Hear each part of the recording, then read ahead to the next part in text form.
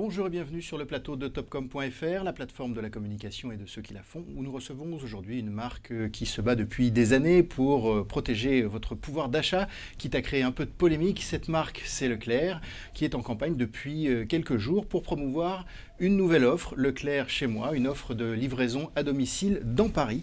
Et pour en parler, eh bien, je reçois Sébastien Macheret, directeur général de Leclerc chez moi, et Laurent Alias, cofondateur de l'agence Josiane. Bonjour à tous les deux, merci d'avoir accepté notre invitation. Leclerc qui investit Paris intramuros, c'est une révolution ?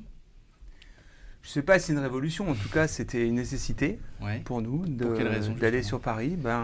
Il y avait quand même un effet concurrentiel. On n'était pas aujourd'hui présent sur Paris et c'était une vraie volonté d'y aller enfin. D'accord. Et puis il y avait toujours ce combat qu'on souhaite mener et amener le prix le plus bas aux Parisiens. Et je pense qu'on a à cette époque encore besoin de combat. Donc c'est pour ça aussi qu'on a souhaité aller sur Paris et relever ce défi. D'accord. Concrètement, alors comment s'organise cette offre ? Comment ça marche ? Concrètement, on s'est inspiré de notre expertise Drive dans un premier temps. C'est une offre qu'on va continuer à élargir, qu'on va continuer à améliorer sans cesse en fonction des besoins des Parisiens. Après, ce qu'on appelle le tunnel de commande est à peu près le même, si ce n'est qu'effectivement à la fin, on a les coûts de livraison quand il y en a, parce qu'il y a un levier de gratuité au-delà d'un certain montant de commande. Et puis l'enjeu, c'est bien entendu de livrer les Parisiens dans les créneaux et les délais qu'ils souhaitent. D'accord. Vous appuyez sur des entrepôts qui sont en périphérie ou est-ce qu'il y a... D'accord. Oui, on a démarré avec un entrepôt qui livre une partie de Paris. Le deuxième va ouvrir le 14 mai pour livrer la deuxième partie. Donc le nôtre, pour l'instant, est situé à Pantin, très proche du périphérique. On a souhaité, c'était une volonté logistique, d'être proche de nos clients. Et on a trouvé cet entrepôt qu'on a aménagé, qu'on a organisé avec bien entendu l'aménagement du produit frais pour garantir la chaîne du froid, du surgelé, des fruits et légumes. Et puis l'implantation de nos, pour l'instant, 12 000 références depuis le 26 mars. D'accord. C'est un premier pas vers quelque chose de plus ample ? C'est un test Paris ou est-ce que... Alors le mot test me gêne un peu parce qu'on ne peut pas imaginer que demain on teste et on s'en aille. On ne fait pas pour s'en aller. Donc c'est un premier pas. Voilà, on pourrait parler d'un premier pas et c'est certainement un test pour d'autres grandes villes, je l'espère. Mais le test, il est plus dans le sens comment on va améliorer tout ça dans le temps. C'est pas de dire on fait un test pour ouvrir et s'en aller, c'est juste de dire qu'est-ce qu'on va pouvoir améliorer vite, comment on va pouvoir se rapprocher de nos clients pour effectivement gagner le match, parce qu'on a des concurrents qui aujourd'hui réagissent et ils font leur job. Et nous, en fait, on a bien l'intention aujourd'hui d'aller conquérir le cœur des Parisiens et pourquoi pas d'autres grandes villes si on a trouvé les bonnes clés d'entrée. D'accord. Pour le moment, en tout cas, Leclerc reste sur son positionnement et sur ses formats. Enfin, on va rester majoritairement sur ça. Leclerc reste sur son positionnement tarifaire, surtout ça c'est important de le dire sur Paris, parce qu'on a exactement les mêmes prix qu'en province. Même un peu, exactement les mêmes prix qu'en province, donc ça c'est un point primordial. C'est aussi un atout vis-à-vis de la concurrence, c'est pas un atout suffisant. Il faut gagner l'enjeu, le match du service aussi. Je pense que c'est comme ça qu'on va pouvoir conquérir les Parisiens et on veut surtout pas se reposer sur cet atout du prix, mais au contraire, on veut développer d'autres services, on veut réinventer cette livraison à domicile. D'accord.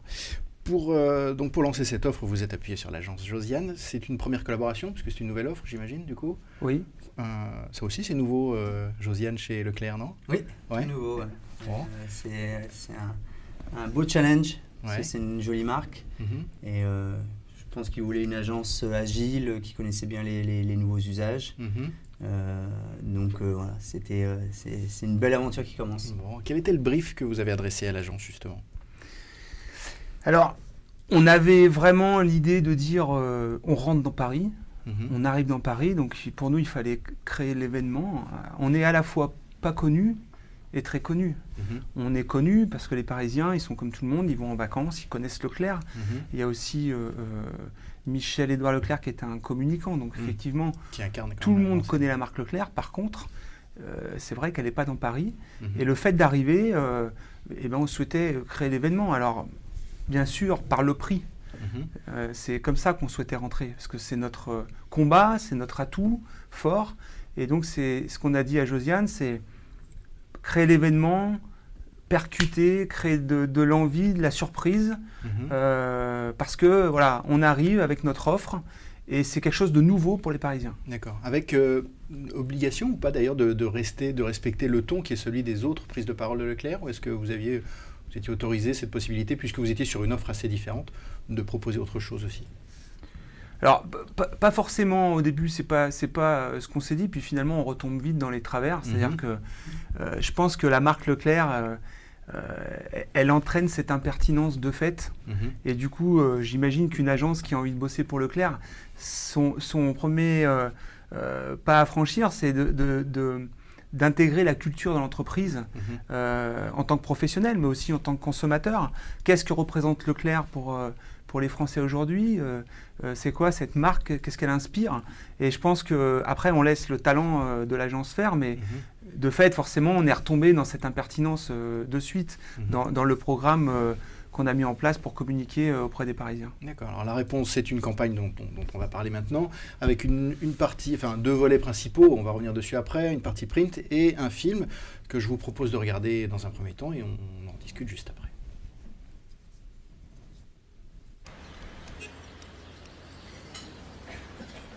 En 2018, le coût de la vie va encore augmenter à Paris. Mais en 2018, le prix des courses va baisser à Paris.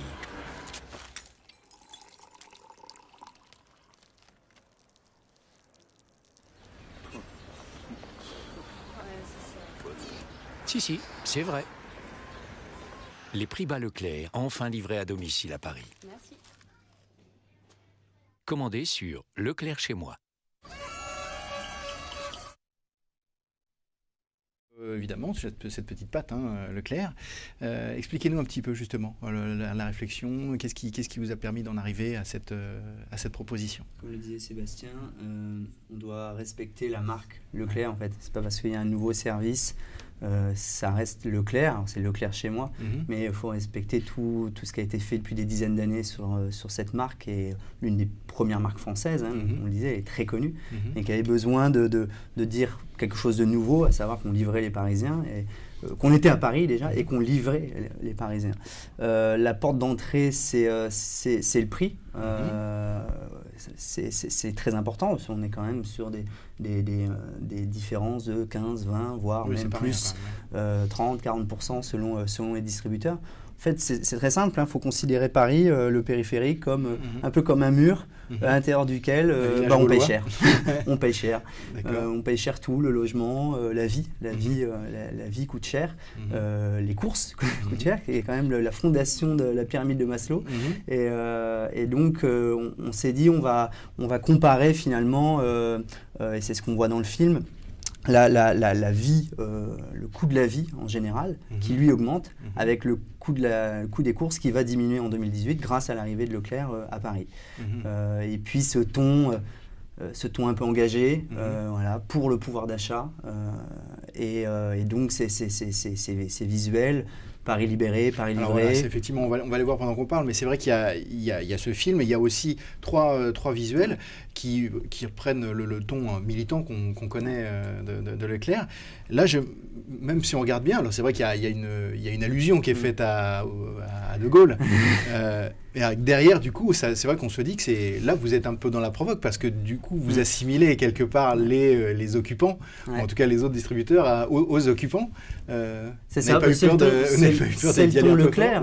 On est engagé, militant presque. Donc il y a tout ce champ lexical, et même Michel-Édouard Leclerc, il a lui-même parlé de division blindée qui allait reprendre Paris. Donc le lien, il était assez clair.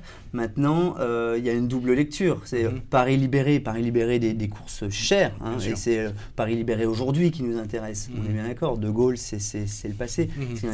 C'est un clin d'œil. Ce qui compte, c'est côté un peu engagé, et on va se battre finalement pour proposer mieux, moins cher mais mieux. Et ce moins cher, c'est pas suffisant aux consommateurs. D'accord. Cette proposition vous a tout de suite séduite, ou est-ce qu'il y a eu besoin d'échanger un peu dessus, ou... Je crois que c'est celle qui nous a de suite fait sourire, donné envie, et quelque part rendu fiers aussi, parce que c'est vrai que au-delà de prendre des parts de marché, ça incarne un vrai combat et je crois que c'est quand même l'histoire de Leclerc. Leclerc, c'est des combats pour l'essence, il y a eu le textile et il y a eu les prix et on se nourrit nous de ces combats en fait. Et donc c'est vrai qu'on s'est retrouvés dans ces propositions de suite. Je pense qu'ils ont fait mouche. Alors évidemment, il y en avait 2-3 autres, mais je crois aussi qu'ils savaient bien ce qui allait assez vite nous séduire, parce qu'on aime incarner ces combats et on aime communiquer justement là-dessus, et on aime aussi provoquer. Donc il faut être quand même assez léger sur les allusions qu'on peut faire à des choses comme effectivement l'entrée des Charles Leclerc dans Paris, parce que ça amène à des images un peu plus ternes et belliqueuses. Donc c'est vrai que c'est un clin d'œil, mais je crois que ce qu'on a de suite dit aussi, c'est les Parisiens ont cet humour, ont ce décalage, et ils allaient aussi se retrouver dans ce message qu'on leur passait en fait. Et là-dessus d'ailleurs, on a plutôt eu des bonnes surprises et des bons retours quand on a communiqué là-dessus. Après, quand on parle de siège, oui, il y a un siège dans Paris, comme le disait Laurent, parce que aujourd'hui, quand vous constatez les prix, tout le monde s'entend pour vendre plus cher. Et donc du coup, le Parisien, pourquoi quelqu'un qui habiterait dans le 18e, il paierait plus cher que quelqu'un qui habite de l'autre côté de la porte de la Chapelle. D'ailleurs, il y a 50% du marché parisien qui sort et qui fait ses courses dans les hyper-périphériques. Donc c'est bien que quelque part, il y a une forme de siège sur les prix. Il y a une demande inassouvie, enfin, en tout cas, exactement, et qui dure depuis longtemps. Voilà. D'accord. On parle du plan média.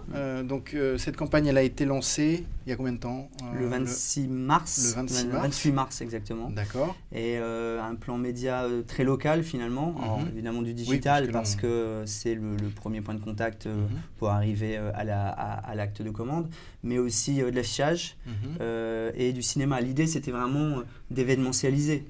Donc essayer d'utiliser un maximum de points de contact locaux plutôt, et par exemple en affichage dans le métro, on n'a pas pris juste une 4x3, c'était du massif quai pour être vraiment massif et vraiment événementialisé et dire on arrive, et il y a ce côté, on arrive et les choses vont un peu changer finalement, parce que c'est finalement ça, oui, les choses vont un peu changer, et donc on le dit haut et fort, et on n'a finalement pas beaucoup d'opportunités de dire qui on est une première fois. Donc quand on le dit la première fois, on le dit, et on le dit fort, et on est fier de le faire. Et vous allez le dire combien de temps là du coup, dans la durée Là en fait il y a une première vague qui est en cours. Et puis ensuite il y en aura d'autres, et on racontera d'autres choses, on tirera le fil de l'idée, rajouter d'autres aspérités pour aller au-delà du prix aussi, parce que finalement on est peut-être les moins chers, mais on va essayer aussi les meilleurs. Et voilà, le frais, le bio, tous ces points qui sont très importants finalement. Voilà, peut-être le moins cher, mais le mieux mangé aussi. Et alors, le film qu'on vient de voir, lui, il sera visible où? En digital et cinéma. D'accord. Enfin, digital et cinéma, exactement. Ok. Cinéma local. On est donc là quelques semaines après le début de cette campagne. Est-ce que vous avez déjà des premiers éléments, des premiers signes un peu de... Alors on a été plutôt surpris par effectivement l'adhésion, le buzz que ça créait. Bon, ça c'était tant mieux, c'est un peu ce qu'on voulait faire, mais aussi dans le monde professionnel, on voit quand même que même chez nos fournisseurs, etc., ça a créé un élan. Et du côté consommateur, à partir du moment où on a ouvert le service, on a vu les commandes qui commençaient à s'agglutiner. Donc, faut rester humble, on n'en est qu'au début. Il y a des gens qui font ça depuis 10 ans, comme Carrefour, comme Auchan. C'est pas des mauvais, ils connaissent le métier. Nous, on doit apprendre aussi cette logistique. On a cet atout prix, on a notre offre, on a effectivement nos marques. Il faut faire connaître nos marques aussi, marques repères. On a une très bonne adhésion à la marque Bio Village, par exemple. Donc, on va aussi continuer à faire de l'événement autour de cette marque, à communiquer. Le Parisien est bio. Ouais, très bio. Et c'est vrai que c'est une marque qui, en termes de rapport qualité-prix, en bio, et là aussi, il y a un combat à mener sur le bio, parce qu'effectivement, le bio est cher, est trop cher, et inaccessible à une grosse partie des gens qui vivent dans Paris. Et nous, on compte aussi amener cette offre à un prix raisonnable. C'est le prix qui convient pour que le consommateur soit gagnant, pour que le producteur soit gagnant et pour que le distributeur soit gagnant. Parfait, écoutez, je vous remercie d'avoir répondu à nos questions. Merci beaucoup. Et moi, je vous dis à bientôt sur topcom.fr.